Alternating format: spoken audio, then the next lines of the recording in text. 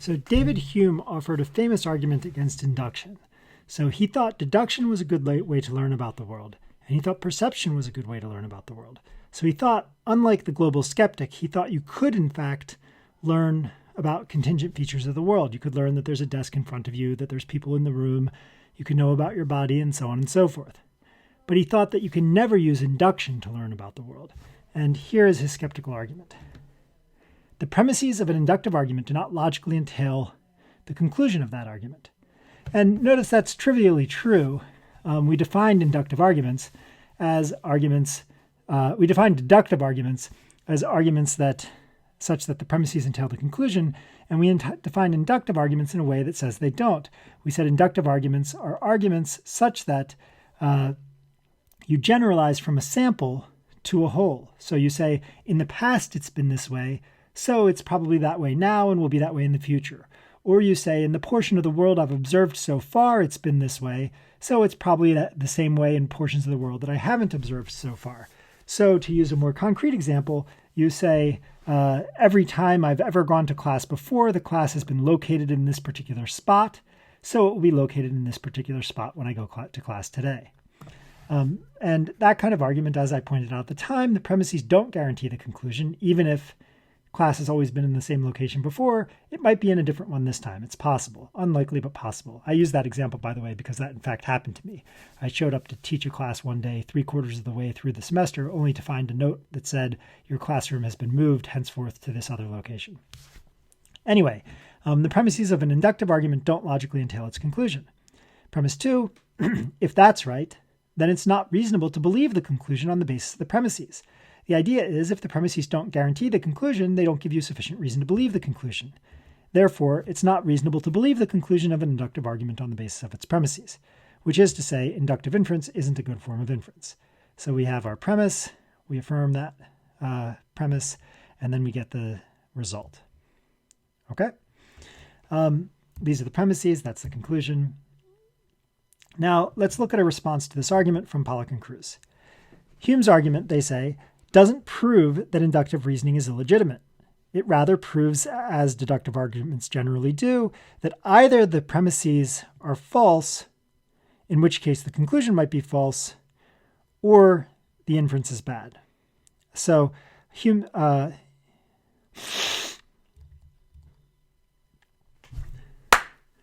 Let's now look at a response from Pollock and Cruz. They say, Hume's argument doesn't prove that inductive reasoning is illegitimate. It proves that either inductive reasoning is illegitimate, which is to say either the conclusion is true or one of the premises is false. So again, deductive arguments in general don't prove their conclusion. Instead, they prove either the conclusion is true or one of the premises is false. Some have tried to reject premise 1, they say, suggesting that what appear to be merely inductive arguments are actually deductive. And the way they do that is by inserting a premise which says nature is uniform. Now, I should say Pollock and Cruz consider this not because they think it's a good way to reject the argument. In fact, they think it's a bad way. They consider it because historically that was one of the first reactions to Hume's argument. So Hume made this argument that you can't rely on induction to form beliefs. Lots of people were like, well, look, if I can't rely on induction to form beliefs, then I just can't believe very much. I can't believe that the classroom will be located today in the same place it was before. I can't believe that my house will be there when I go back just because it's been there when I went back before. I can't believe that the sun will rise tomorrow just because it's risen in the past, and so on and so forth. So they said induction must be a good form of inference, so there must be something wrong with Hume's argument. But being wrapped up in the idea that the premises of an argument that's legitimate must guarantee the conclusion, they thought to themselves, oh, inductive arguments must actually be deductive. And the way they tried to make them deductive was by filling in an extra premise, and that premise was nature is uniform.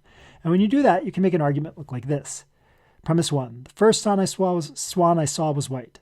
The second swan I saw was white. The third swan I saw was white, and so on and so forth. So the idea is you've seen thousands of swans and all have been white.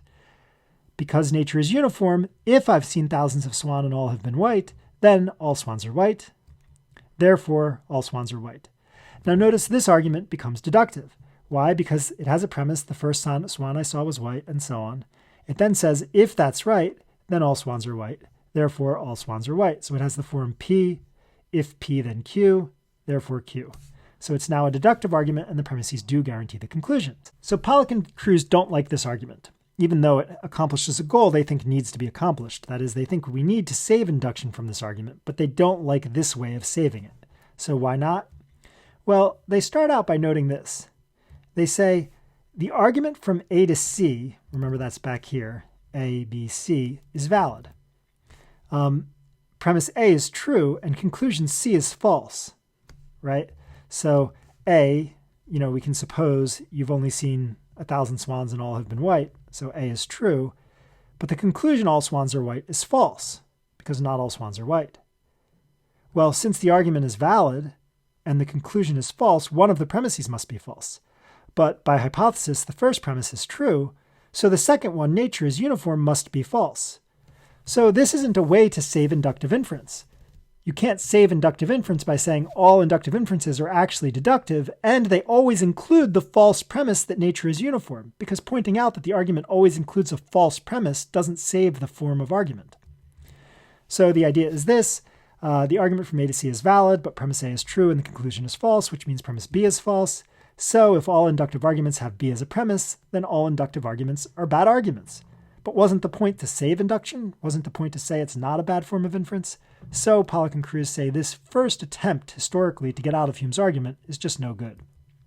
Okay? So instead they say 2 is false. What they say is you should be more confident that induction works than you should be that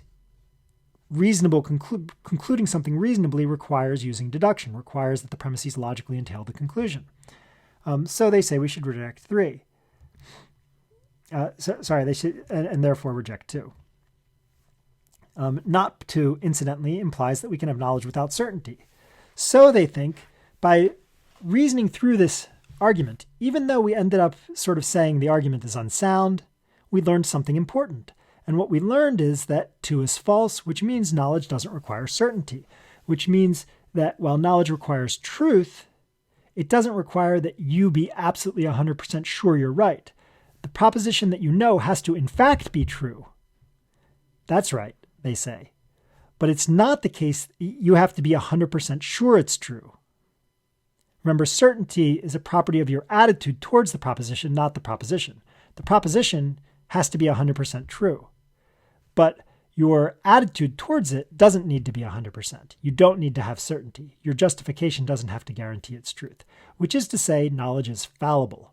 I mentioned briefly in another presentation that there's a view, infallibilism, which holds that if you know a proposition, then you're certain that it's true. This view is often attributed to the philosopher René Descartes, who advanced that global skepticism argument.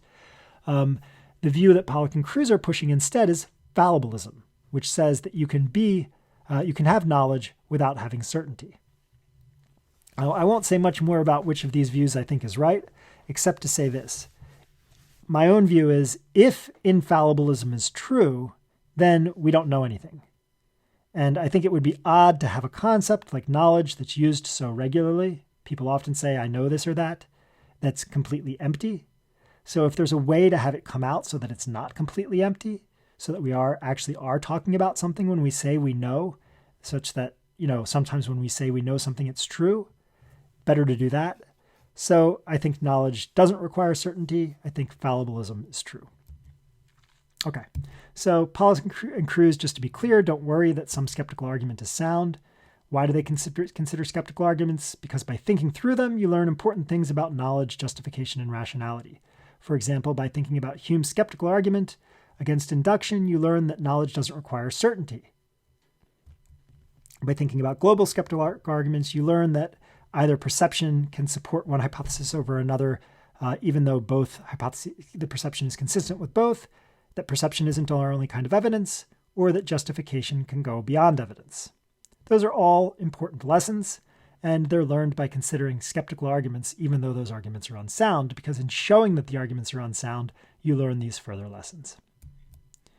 Okay, we're going to stop there and continue next time by briefly talking about varieties of justification.